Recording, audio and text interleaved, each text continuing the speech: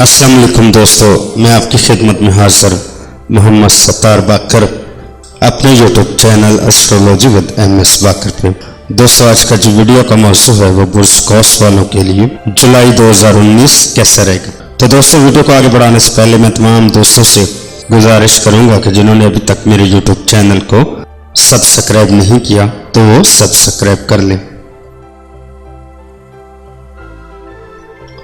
یکم تا 8 جولائی حالات تیزی سے بہتری کی جانب آنا شروع ہو گئے ہیں۔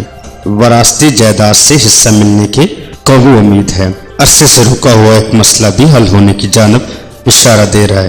انعامی اسکیموں میں حصہ لے سکتے ہیں، لیکن اتنا بھی نہیں کہ لالچ میں سب کچھ لٹا کر بیٹھ جائیں۔ قریبی عزیزوں خصوصاً بہنوں کی جانب سے اچھی خبر ملنے کی امید ہے۔ اولاد سے وابستہ توقعات پوری ہوں گی۔ اپنے اسم اعظم کا ورد جاری رکھیں۔ 9 تا 16 جولائی یہ ایام آپ کے حق میں نہ جائیں گے۔ ایسے لوگ جن کا آپ سے قریبی تعلق ہے فائدہ پہنچا سکتے ہیں۔ گرما گرم بحث اور تکرار سے اجتناب کریں۔ مشہور ہے کہ انسان غصے کی حالت میں ہی پہچانا جاتا ہے۔ کچھ لوگ آپ سے متعلق غلط افواہیں پھیلا رہے ہیں۔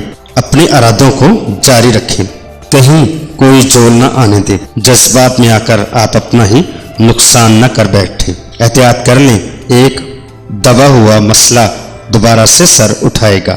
17 تا 25 جولائی اس ہفتے مصروفیات میں اضافہ ہوگا، میل جول بڑھے گا، با مقصد نوعیت کی سرگرمیاں بھی رہیں گی۔ آپ کے لیے خوشخبری ہے کہ ایک طویل عرصے سے جو کہ مایوسی اور احساس کمتری میں گزرا اب بہتری کی طرف آ رہے ہیں۔ طبیعت میں بے چینی رہے گی۔ اپنے منصوبوں کو تکمیل کی جانب لے جائیں۔ گھبراہٹ اور پریشانی کی وجہ سے عجیب ماحول رہے گا۔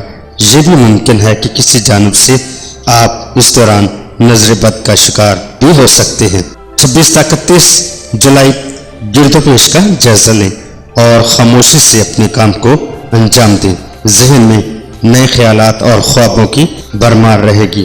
ہوائی قلعے بنانے سے بہتر ہے کہ آپ اپنا ان دنوں عملی کام کریں۔ قانونی نوعیت کے کام کرنے کے لیے یہ ہفتہ بہترین ہے۔